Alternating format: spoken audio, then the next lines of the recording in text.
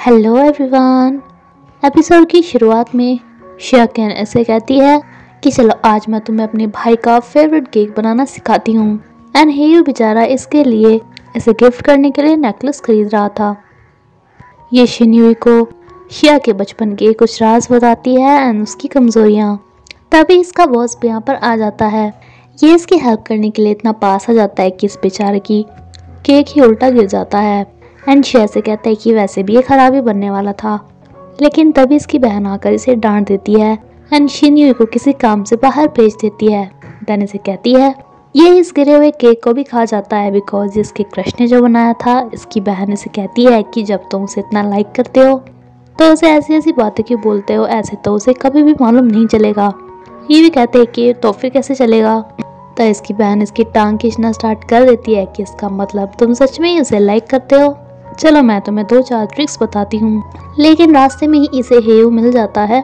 हेयू को पता चला था कि इसे कॉमिक्स का, इसलिए इसे कहता है कि मेरे पास 2 टी-शर्ट है जिसपे तुम्हारे फेवरेट ऑथर के साइन है। ये वहाँ जाने के लिए रेडी हो जाती है।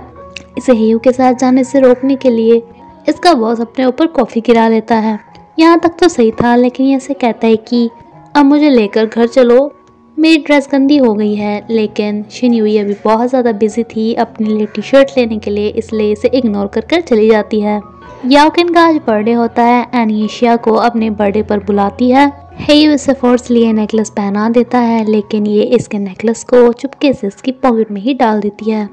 याओकिन ने अपने बर्थडे पर सिर्फ शिया को बुलाया था, उसके अलावा किसी को भी नहीं। लेकिन शिया यहाँ पर अपनी असिस्टेंट को भेज देता है इसके लिए गिफ्ट लेकर, जिसमें बिल्कुल ऐसे ही इयररिंग्स थे जैसे कि इसने पहने हुए थे। यानी कि लास्ट बर्थडे पर भी शिया ने इसे सेम गिफ्ट दिया था। ये बेचारी अकेले ही अपना बर्थडे मनाकर चली जाती है। साथ में ही गिफ्ट भी यहाँ की वेट्रेस को ही दे देती है। शिन्यूई को इसके रीयूनियन पे बुलाया जाता है, जहाँ पर एक लड़की से मिलती है। ये इसे बताती है कि मैं भी एक गेमिंग कंपनी के लिए ही काम करती हूँ। मैंने सुना है तुम डिज़ाइनर हो एंड मैं चाहती हूँ कि मेरी शादी का सारा डिज़ाइन तुम सेलेक्ट करो, क्योंकि तुम मेरी इतनी अच्छी फ्रेंड थी। ये दोनों एक साथ पिक क्लिक कराती हैं। इसकी ये फ्रेंड इसे एक लड़के से भी मिलाती है जो इसे कहता है कि मैं तुम्हें स्कूल टाइम से पसंद करता था, क्योंकि तुम सिर्फ ऐसी ये लड़की हो जिसकी मेरी सैलरी में पूरा पड़ सकता है। बिकॉज मेरी 40,000 सैलरी है, जो कि तुम जैसी लड़कियों के लिए तो काफ़ी होगी क्योंकि तुम सिंपल हो।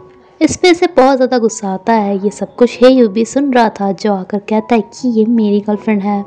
शिन्यूई भी इसे दिखाने के लिए कहती है कि ज़रा अपना वो नेकलेस निकालना, जो कि बहुत ज़्यादा महंगा था। एनी कहती है कि मेरा बॉयफ्रेंड मेरे ऊपर बहुत ज़्यादा खर्चे करता है एंड तुम 40,000 की बात करते हो, इसके पास करोड़ों की प्रॉपर्टी है, तुमने मुझे सिंपल समझ ही कैसे लिया। ना ये हेयू के साथ ही डिनर करती है। हेयू से कहता है कि अच्छा हुआ मेरे फ्रेंड शियाका, जिसकी वजह से मैं तुमसे उस दिन मिला था जब उसने मुझे झूठ मूठ में तुम्हारे सामने एक बिजनेस पार्टनर बनने को कहा था। इस पे ये बहुत ज़्यादा गुस्सा होती है कि अच्छा, इसका मतलब जो उन चोरों ने मेरी किडनैपिंग कर ली थी वो सब कुछ सिर्फ मेरे बॉस की वजह से हुआ, क्योंकि वो मेरे साथ मजाक कर रहे थे एंड अब तक उन्होंने इस बात की मुझसे माफ़ी भी नहीं मांगी। इस बात पे ये ड्रिंक पे ड्रिंक करे जा रही थी। इत्तेफाक से चुयान भी यहाँ पर आया था, जो इसे ऐसे देखकर अपनी वाइफ को बताता है एंड वाइफ अपनी भाई को बताती है। शिन्यूई इतने में वॉशरूम यूज़ करने चली जाती है। इसके फ़ोन पर शिया फ़ोन करता है, लेकिन हेयू डिलीट कर देता है। शिया यहाँ पर पहुँच जाता है, जिसे कुछ लड़कियाँ बोलते हुए मिलती हैं कि उस लड़की ने कितनी ड्रिंक कर रखी है, इसलिए सीधा वॉशरूम में ही आ जाता है, जहाँ पर ये से कहती है कि अच्छा बेटा, तो तुमने उस दिन मेरा इतना बड़ा इलाज किया एंड देन मेरे से माफ़ी भी नहीं मांगी, बट मुझे भी तुम्हारी बहन ने तुम्हारे बहुत सारे सीक्रेट्स बताए।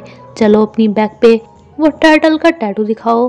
टैटू देखते हुए ही ये दोनों काफ़ी क्लोज आ जाते हैं।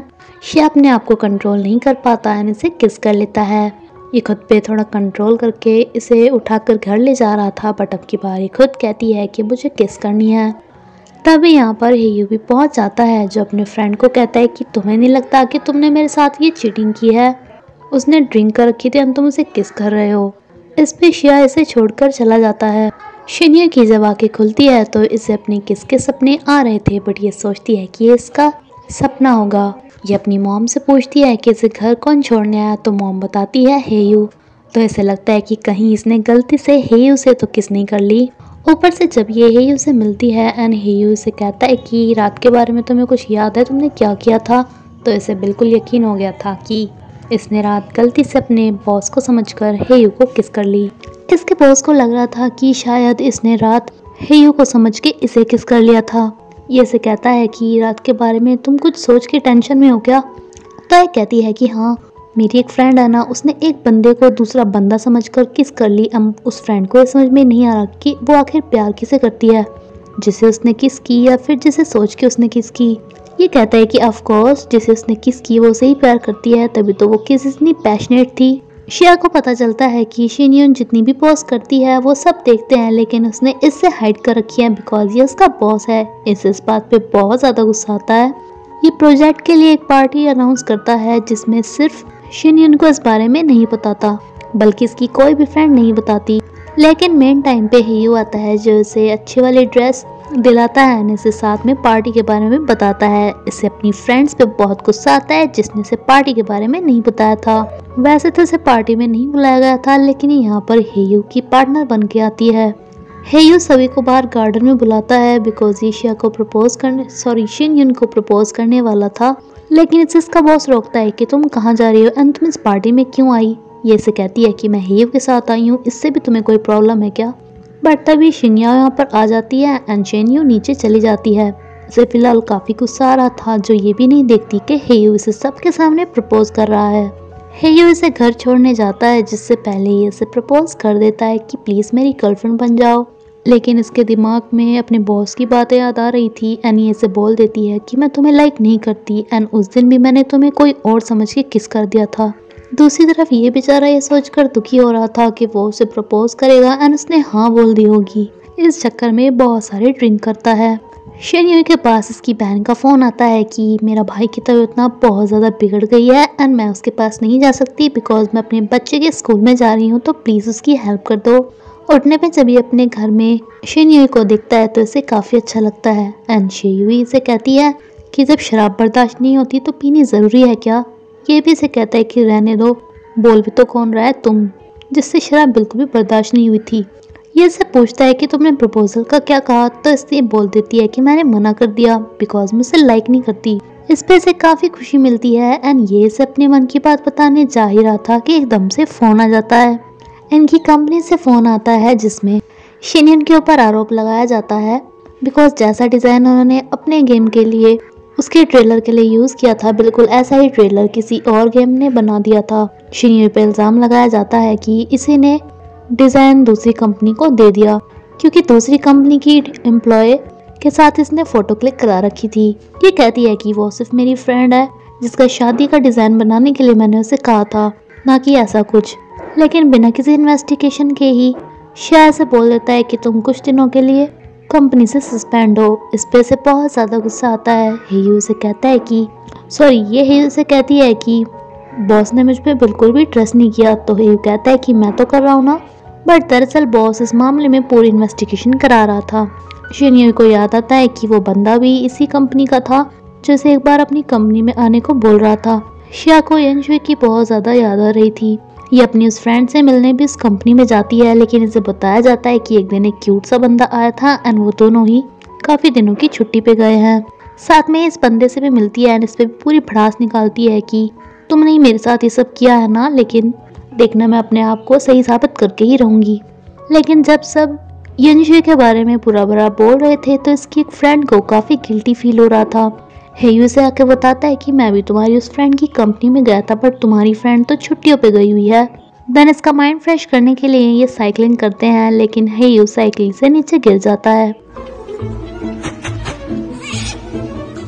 इसकी ये फ्रेंड इसे आके बताती है कि शायद मैंने ही गलती से तुम्हारा वो ट्रेलर डिज़ाइन किया हुआ दूसरी कंपनी को दे दिया, क्योंकि जब हम तुम्हारी रिलेशनशिप के लिए तुम्हारे लिए लड़का ढूंढ रहे थे तो मैंने तुम्हारे बारे में एक बंदे से बात की थी जो उस कंपनी में भी काम करता था एंड मैंने उसे ये भी बताया था कि तुम एक बहुत अच्छे प्रोजेक्ट पे काम कर रही हो, तो शायद वहीं से कोई इन्फॉर्मेशन तो नहीं चली गई। ये इस बॉस को जाकर बॉस को भी बता देती है कि शायद गलती मेरी है, लेकिन बॉस इसे कहता है कि मुझे शिनयूई पे पूरा ट्रस्ट है। ये अपने घर पर फ्री थी तो शिया की बहन इसे बुलाती है कि मेरी थोड़ी हेल्प कर दो। ये डिलीवरी देने के लिए जा ही रही थी कि शिया भी यहाँ पर आ जाता है, जो फोर्थली इसके साथ बैठकर ही जाता है। ये शिया पे बहुत ज़्यादा गुस्सा थी, लेकिन शिया से कहता है कि मुझे तुम्हारे ऊपर ट्रस्ट है, तुम्हें मैंने छुट्टी इसलिए दी जिससे कि जिसने काम किया है उसे ऐसा लगे कि मैं इन्वेस्टिगेशन नहीं कर रहा एंड मुझे तुम पे ही शक है। ये बात सुनकर शिया बहुत ज़्यादा हैप्पी होती है।